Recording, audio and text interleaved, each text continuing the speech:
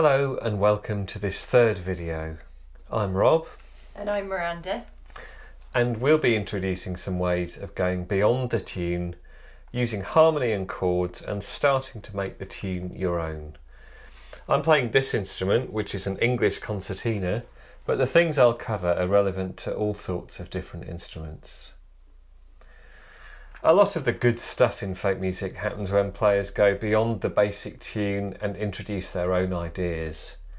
It's a really important part of the folk style, so do feel free to try your own ideas out. The things we're going to talk about in this video are a starting point, but the tune is yours to play and arrange in your own way. We'll start off by exploring drones. A drone is the simplest form of harmony. Lots of folk music works really well with drone-based harmony. And the first note to try would usually be the key note or the root note, which for the drummer is A, and that would sound like this.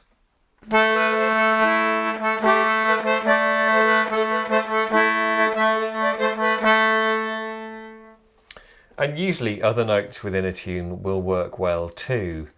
For this tune, we can use any of the notes from the natural minor scale that Sam introduced in the first video. Our drones don't have to just be a long continuous note. For example, we could use the sort of pulse Miranda introduced in the second video. Let's try playing the tune over some different drones. We'll play the tune twice through and we'll try a different drone for each A and B part of the tune, starting on the note A and working up the natural minor scale so we get back to A on the second B part of the second time. You can switch to a lower octave if you want when your instrument allows. You could play the tune or the drones, or you can rewind and try them both. 1, 2, 3, 4.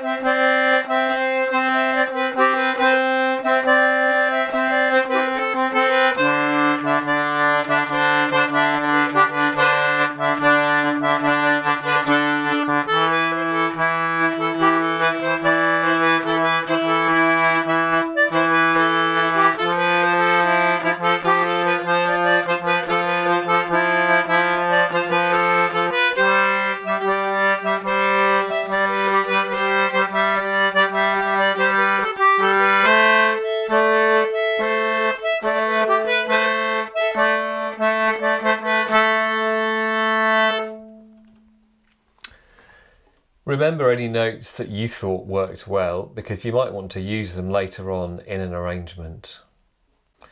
You could try holding the drones on for longer or changing them more frequently, or you could try them in a different order. And you can vary the rhythmic pulse or try breaking up the drones rather than playing them continuously. There's a recording you can download where we play just the tune through a number of times, so do use that recording to explore different drones in your own time. If you want to try playing other tunes you know over different drones, it's a great thing to do with other musicians, but if that's not possible, there are a few apps that can help. You can use a program like Logic, GarageBand or Cubase to play a drone for you. Or there's an app I found that mimics a shruti box, which is an Indian instrument that produces different drones from harmonium reeds. It's an easy way of trying different drones out, and it sounds something like this.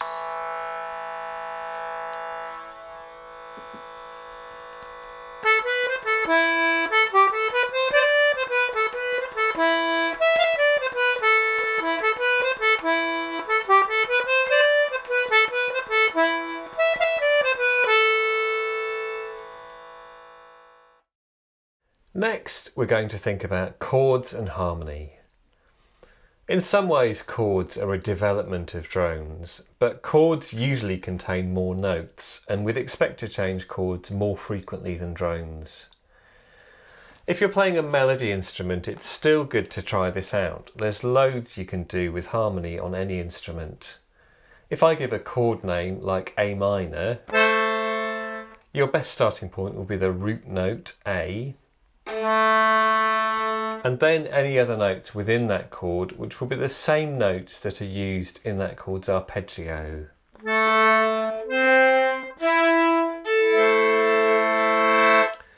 And string players might like to try an open fifth with one finger across two strings, or a double stop with an open string. I'm going to play an A minor chord using the notes A, C natural and E, so that you can find the notes you need for that chord in as many different places on your instrument as possible. If you're playing a chordy instrument like a guitar, try to find different A minor shapes up and down the neck.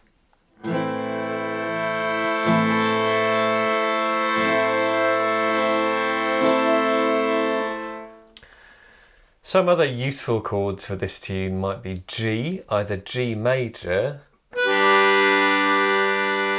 or an open G chord with no major third, no B, just G and D. Or an E minor, or an open E chord, and D, which for this tune could be major, minor, or open. And the chords we pick initially don't have to be the same ones we play every time round the tune. It can be really effective to develop and build your chord structures within your overall arrangement.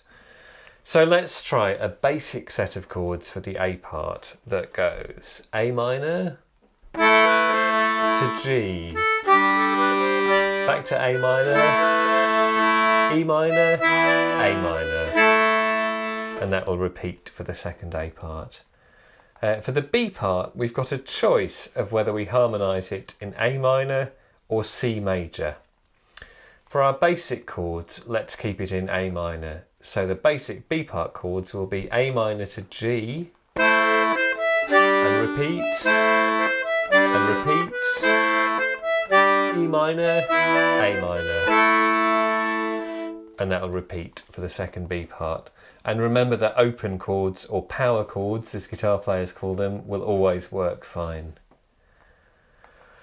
For an alternative set of chords, let's keep the A part the same, but instead of resolving to the A minor at the end of the A part, let's go to an open D chord instead.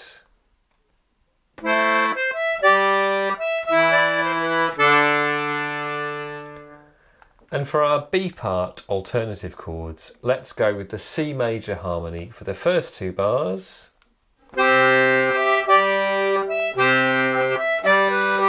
and then we'll work back to A minor over the next two bars.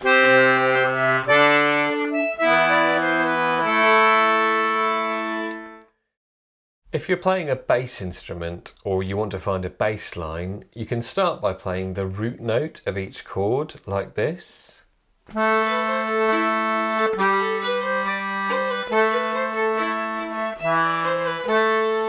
And then start exploring some passing notes that link up those chord notes like this.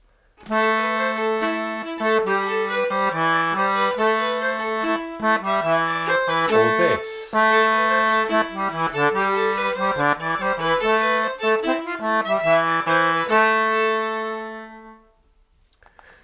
And these aren't the only chords that would work with this tune. There are lots of different options about which chords you use and where you change them.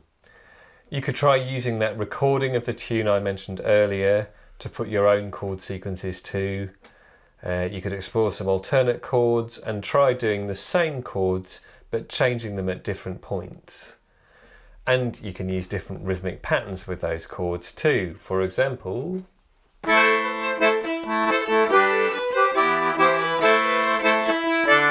or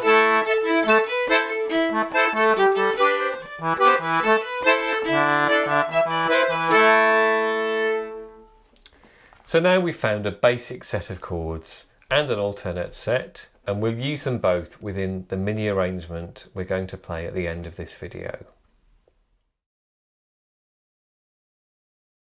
Let's try a couple more ways for melody instruments to get involved in some harmony. I like to think that the tune is always going round like an escalator, and as long as I'm careful, I'll be able to jump on and off the tune without falling over or getting lost. So you could try picking a note in the tune and staying on it for a few beats with a bit of a rhythmic shuffle, and then hopping back onto the tune at the right point. Something like this.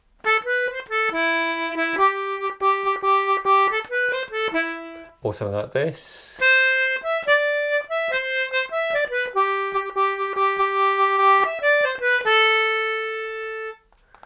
And another really good way of introducing some melodic harmony is to pick a bit of the tune where there's some movement and harmonise it in intervals, maybe thirds below or thirds above, or sixths below, and often it'll work to harmonise with one interval for a few notes, but then you might need to move the harmony note up or down by a tone so it all works out harmonically.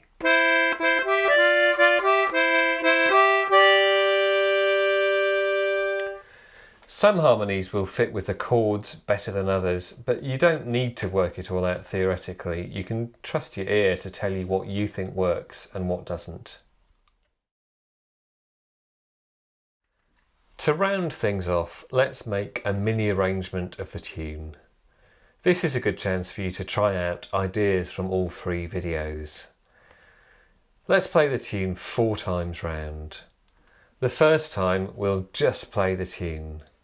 Second time, let's play the A parts over an A drone, the first B over an E drone, and the second B over a D drone. The third time, we'll build up the intensity a bit and let's do our basic set of chords with the B part harmonised in A minor.